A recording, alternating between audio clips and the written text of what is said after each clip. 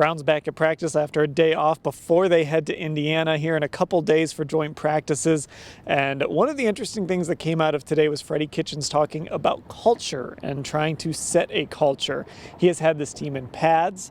These practices have been physical and long. Mary Kay, Freddie Kitchens is trying to set the tone about what kind of football team he wants. Yeah, he actually said these players are probably experiencing culture shock with what's going on out here. They're in pads every single day. There was only one day that they weren't in pads, and that was because they really went off the range and practiced the day after a game. So they didn't have pads on that day. Every other day they've been in pads. They're going to be in pads twice against Indy.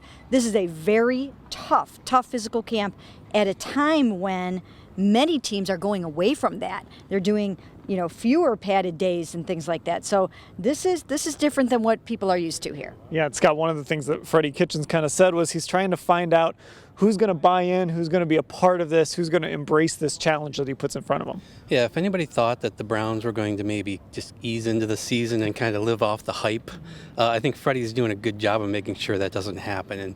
And like he said, the guys haven't really been complaining about being in pads. Everybody seems to be into that, and they're getting a lot out of it. You're hearing a lot of cracking out there every day. I think they had one day without pads on Friday, but then it was right back to it. So this team's going to be physically ready, I would think, for the season, as long as they make it through in a healthy condition. And really the one thing we haven't seen a lot of is tackling to the ground. We see it in the run periods. Those get pretty physical. But for the most part, there hasn't been full live tackling. That's really the only part that hasn't been super physical. And of course, we'll cover all that physicality and hitting at camp on cleveland.com/Browns.